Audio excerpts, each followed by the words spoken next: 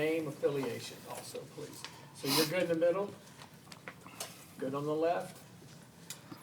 All right, Coach, whenever you're ready. Wow, what a big win for the Tigers today. Just a hard-fought battle, a lot of back and forth, pitching duel. I've said it probably in our last month of the season that we just find different ways to win games, and it's somebody different every game. And it all starts in the pitching circle. I thought Reese came out and did her job for about 3 innings. I can't remember exactly. But I know we had first and third with 1 out, and we went to Brooke, and she's just been fabulous in relief for us and got us out of that jam, and then just pitched a terrific game the rest of the way. Off speed, mixing her pitches. Our defense played outstanding for her. I thought Alex Brown made a great diving play late in that game that got us out of an inning. And then our offense, it's tough. When you have opportunities and you don't cash in, hitting into a triple play that's a tough momentum killer. But it didn't faze our team. We came back. We fought hard.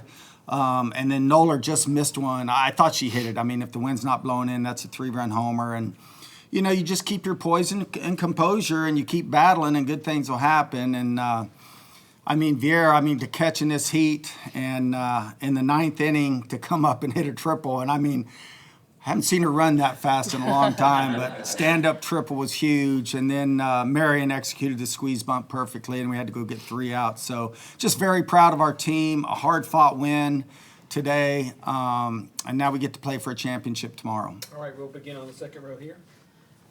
Will Vanderbilt with Clemson Insider. Abby, I wanted to ask you, okay, you got the squeeze on, the suicide squeeze on. You got to time it perfectly.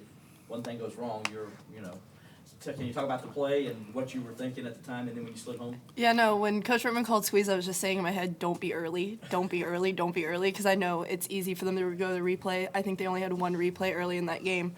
So I just trusted Marion, see it down, and just do whatever I can to get home and get my hand in there. But luckily, they didn't throw it there, so I got out easy on that one. What was that feeling like for you? It was amazing. Being able to rely on the people behind me to do their job, get me in. We manufacture runs. We find ways to get gritty wins, and that was just one of them. Let's go to the front row here. Coach Trevor, GoToUTigers.com. You mentioned the triple play in the 5th. Obviously, hindsight's 20/20, but did you consider a sack bunt in that situation? No, I didn't. I was confident with Pipkins. She's been a hot hitter for us, and I just like the matchup with her. She's been clutch all year, and she did. She hit a line drive. Base running, I always say it wins you games, it kills you games. That ball the trajectory was up, and I just feel like our runners got 2 steps a little too far off. And credit Northwestern. They made the catch and made 2 accurate throws to triple us up. But it was a big momentum killer, or could have been. But Brooke came back out, shut him down the next inning, and we got back into the game, and that's all you can ask for in that situation. All right, let's stay in the front right here. Darian Carter, Greenville News. For you, Brooke, what are those moments like when you come in for Reese, you take the ball and just kind of get in that zone for you guys for Clemson? Yeah, knowing that Reese went out there and did her job, they got just a couple little dink hits, and it was just a tough situation. But coming in for her, I know that she has my back, even in the dugout, and knowing that I got people like Maddie Moore behind me, and also Abby catching helps me stay confident, and knowing that my offense, as long as I do my job, they're going to keep us in the game and do theirs. Any more questions? Stay here in the front. For Coach, did Mary forget how many balls she had in the 7th inning? Yeah, she did. It was a long at bat, so it happens occasionally. Yeah, I wish it would have been ball 4 a little earlier, but yeah, no, it happens in a long game like that, and she had battled in that at bat, so just 1 pitch off. Let's go to Will here in the second row. Yeah, Brooke, I wanted to ask you about your defense and how I know Kylie made that great play out left field, I think in the 5th inning, and then Alex obviously making the diving catch at the end of the 7th. Can you talk about the way they played behind you? Yeah, just them taking away hits, and also getting those balls in foul territory that just kind of kills their momentum, and it also helps me, saves me from having to pitch more. So just knowing that, and Kylie covers so much ground, so having Kylie out there behind me is a huge confidence booster.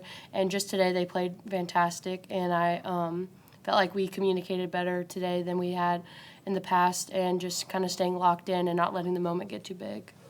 Let's go in the front here first, and then the second row. Abby, Trevor Grove, CUTigers.com. Their pitcher, 150 total pitches. What was she doing so well to kind of keep you guys on your heels, and what did you see on that triple? Yeah, no, I'd say she just located well.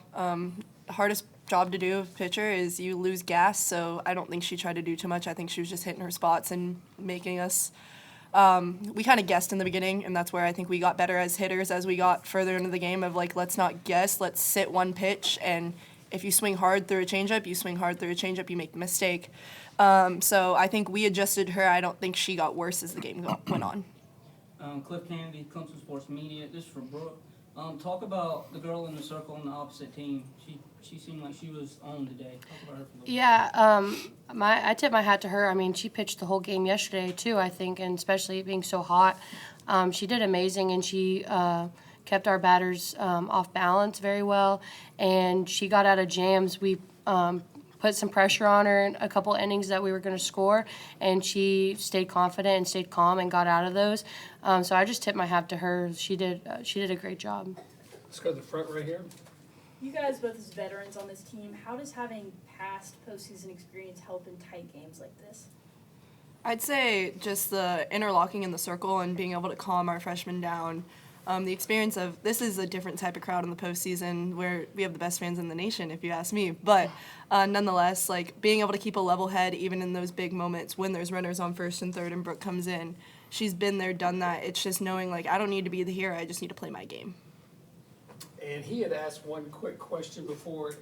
Could you describe the triple out of the box? Were you thinking three? Were you surprised to see Coach waving his arms when you hit second base, if you could go through that scenario? I was very surprised to see Coach waving his arms, and I was even more surprised when he told me to stand up on the base. I was definitely expecting to have to slide in there, but it was a cool feeling.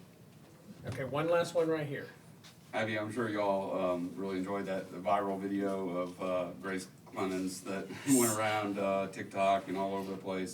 Saw her following y'all after the game, high-fiving all the fans after the game yesterday. What has she meant to y'all? She's our #1 supporter. She loves us just as much as we love her. Her family loves us too. I've just watched her grow in so many ways since she's joined us as our manager, and she's helped us grow too. She would do anything for us, and we'd do anything for her. We love her. All right, thank you. Thanks, guys. Thank Thank you. you. Appreciate it.